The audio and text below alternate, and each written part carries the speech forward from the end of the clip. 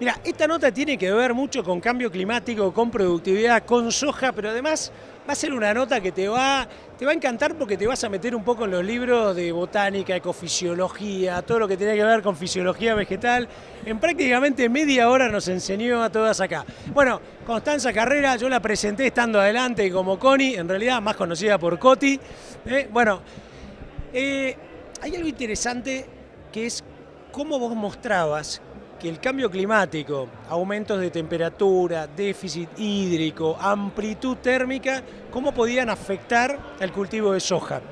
Y muchas investigaciones que mostraban que si alguna de esas variables vos la controlabas, le aumentaba la temperatura, pero le mantenías el agua, o le mantenías el agua, pero no la temperatura, etcétera, cómo el desbalance en el rendimiento era enorme y cómo perjudicaba, ¿no? Cambio climático y soja, ¿hasta dónde se la bancan? Perdón. Bueno, justamente nosotros lo que encontrábamos es que parte de lo que nos motiva en estas investigaciones es qué pasa si el productor tiene equipo de riego o dispone de una napa freática, si va a sufrir el golpe de calor como está pronosticado. Y lo que pudimos ver es que tanto en periodo crítico, o sea, cuando se está fijando el número de granos, fija vainas el cultivo, hay una importante reducción, aunque el cultivo tiene agua, episodios de estrés térmico reducen hasta un 45% produce aborto, un 45% de aborto de vainas, y esto se traduce luego en mermas en el número de grano, que es el componente principal de rendimiento. Y cuando además esta condición se combina con falta de agua, esto genera hasta un 80% de aborto, que son los estudios que llevan adelante en el INTA Manfredi, donde la caída después en el número de grano es de casi el 60%, ¿no? Hay un componente agronómico importante que afecta justamente el rendimiento, pero hay otro componente también que afecta mucho la calidad del grano. Vos no sé si llegas a ir una secuencia y decías, recuerden, ¿no? Un grano de soja, 40% de proteína, 20% de aceite, 35% de hidrato de carbono, y cómo iba cambiando, primero que podía mermar ese porcentaje, y segundo, cómo cambiaba la composición de las calidades de todo esto, ¿no? Ante estrés hídrico, sí. Ante estrés climático, va. Sí, esto es muy interesante y tiene que ver con el concepto de calidad, que es dinámico, es amplio y que va a depender del producto final, el uso final de ese producto. Entonces tenemos zonas del país, por ejemplo, con elevadas temperaturas o baja disponibilidad hídrica, donde veríamos un incremento en la concentración de aceite. No todo es malo. Y ese aceite de mayor estabilidad oxidativa, que esto es importante para la industria aceitera por una mayor relación oleico-linolénico. Y si nos vamos hacia ambientes que tienen menos temperatura, por ejemplo, podemos obtener granos con una composición más útil para la industria nutracéutica, por ejemplo, es decir, para obtener alimentos que además de nutrir, previenen o tratan enfermedades, porque logran mayor contenido de vitaminas E, por ejemplo, isoflavonoides, que son antioxidantes, o ácidos grasos insaturados esenciales como el linolénico y el linoleico. ¿Hasta dónde llega, para que le cuentes a la gente, sobre todo los que son productores de avanzada o agrónomos, hasta dónde llega, señalarnos, hacernos un punteo, la investigación que se está haciendo en esto? Porque hay como cosas mucho más sofisticadas, incluso la que vos contabas acá, que son investigaciones que están haciendo, ¿no?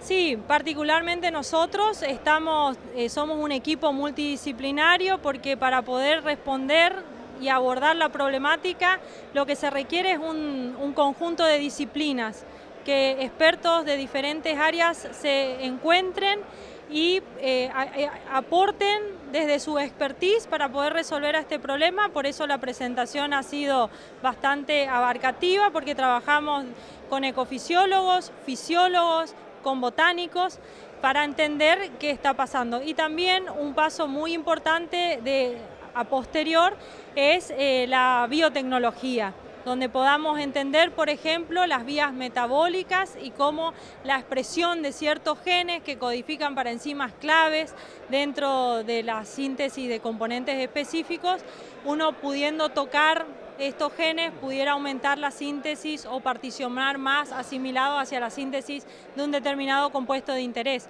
Ese sería el caso, por ejemplo, para la proteína. Si uno analiza la problemática de hoy, porque uno decía, bueno, en biotecnología las famosas sojas tolerantes a sequía, ¿no? Había como toda hay una lógica, se está funcionando eso, pero creo que las últimas 3 campañas, con niño, neutro, complicaciones de agua y todo, dan la sensación como que tendríamos que pensar a lo mejor en una biotecnología defensiva de raíz, tallo y tolerancia a determinadas enfermedades, ¿no? Como que me parece que la complejidad, si tenemos más temperatura y tenemos más humedad en determinadas zonas, va a necesitar una planta, no sé, con un porte, con una ecofisiología diferente, ¿o no?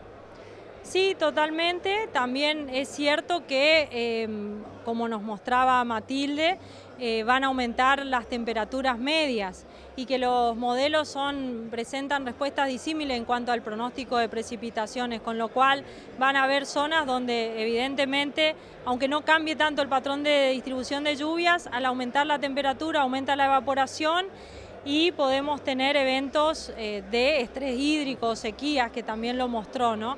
Y en ese sentido, poder generar, entendiendo cómo responde el cultivo, podemos generar estrategias de manejo para mitigar, para tolerar, estrategias de escapes del cultivo y el manejo de fecha de siembra y de genotipos, por ejemplo. Constanza, impecable, te felicito, muchas gracias por la nota y excelente también la charla acá. Viste, aplaudieron todos de pie mientras hacíamos una selfie, impresionante, ¿o no? Sí, estuvo ¿Contenta?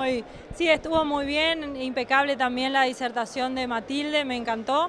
Y bueno, parece un evento bastante prometedor, vamos a seguir acompañándolos. ¿Te quedás hasta el final? año. Sí, por supuesto. Muy bien. Con vos, desde el Sheraton Pilar, en esto que es el Seminario Agromomentum de Don Mario por Canal Agrositio.